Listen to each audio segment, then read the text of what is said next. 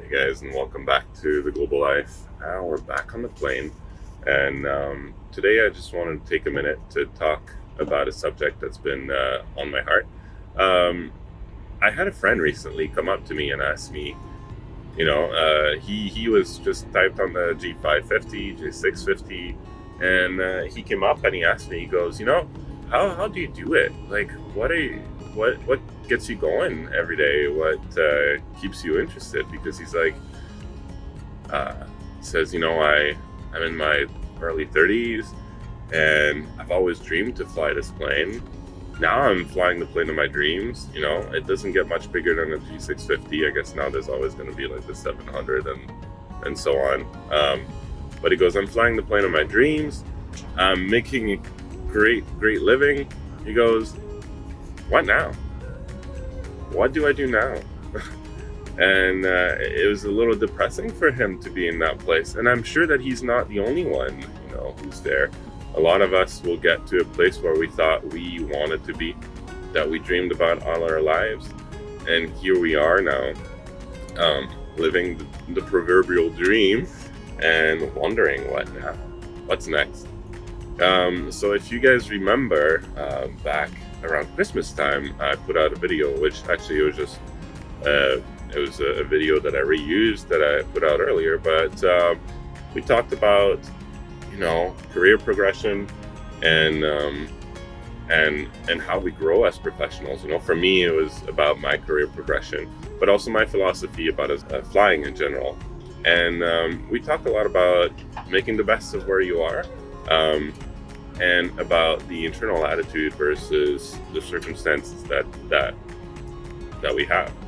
And so the question that we're left now is like, okay, well, for someone like me, for example, flying the global, what am I left with?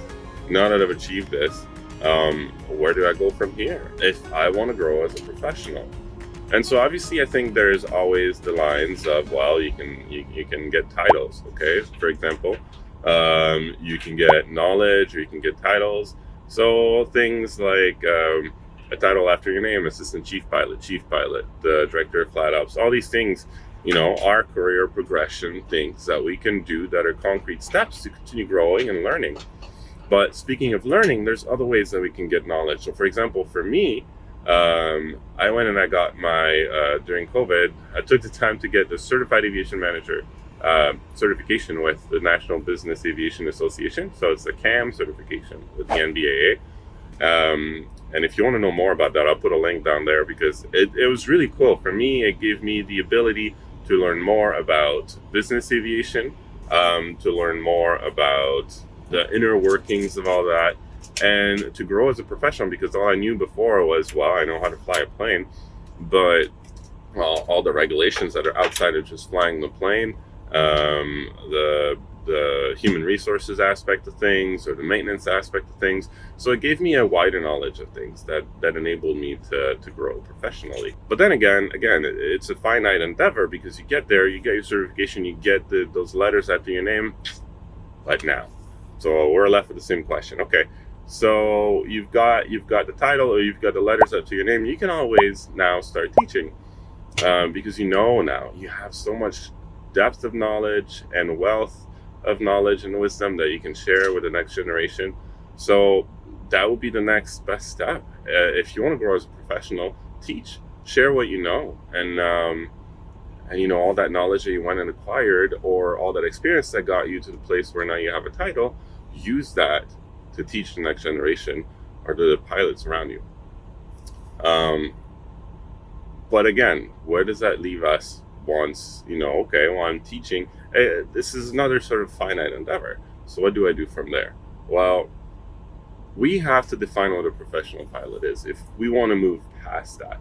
And I believe that my personal definition of a professional pilot is somebody who will go above and beyond to be able to provide a professional service and serve those around him or her to the utmost of his or her abilities. So that means I'm going to go and I'm going to learn everything that I can, and I'm going to do everything that I can in order to be able to serve either my passengers or my boss or even you guys. So that means, for example, doing those videos, that's my way of giving back and my way of being able to serve better. If we want to grow as a professional, we have to go outside of the envelope of just, I'm a pilot. And those bars here stop meaning anything. And it becomes people. It becomes all about people. And how do I make your life better? Or how do I enhance the life of my family? Because at the end of the day, truthfully, it's about them. So when it comes to that, I would say give back. Giving back is the best way we can find to grow professionally, because there's never any end. You're never going to get to a what now point. So for me, one way that I like to give back is bringing awareness to Fitness for Duty, for example, which has been like a top 5 safety pick for Transport Canada, the Federal Aviation Agency, for NBAA, and so on and so forth.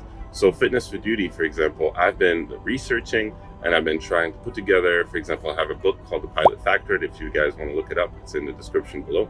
And it's where I can truly give back, because it's brought me so much to know about it, and I can use my health or my knowledge about health, for example, to teach others. For example, how do we prepare ourselves to be the best that we can be on the flight deck, to be mentally ready and physically ready for all that is ahead of us, especially long haul flying, short haul flying, you name it.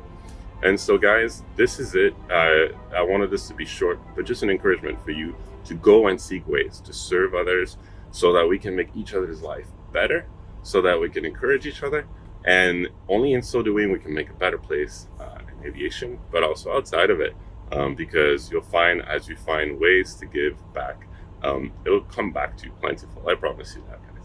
And so, yeah, look the links below for the cam, the book, and so on. Talk to you guys next time. Thank you for stopping by.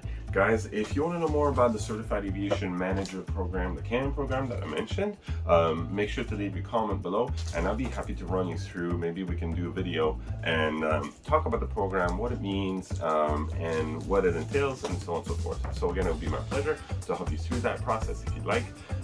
If you are interested about Fitness for Duty and you want to learn more, there's the book, The Pilot Factor. You'll find its little brother, The Pilot Factor, which is all about leadership, communication, basically crew resource management, veterinary management. But however, Fitness for Duty is a big thing that's up and coming. It cannot be more important to really be ready for this. And so if you need help along your own journey, if you want to know more, guys, leave a comment below. We can always make more videos about this. I can always answer questions, and it'll be my honor and pleasure to help you along with this great adventure. So if you like this video, please make sure to subscribe if you don't want to miss any more of that, and leave big thumbs up. Also, that will help me tremendously and help this video find more and help more people like you. So once again, thank you for stopping by, and I'll see you guys shortly, because I've got big news coming up, so stay tuned.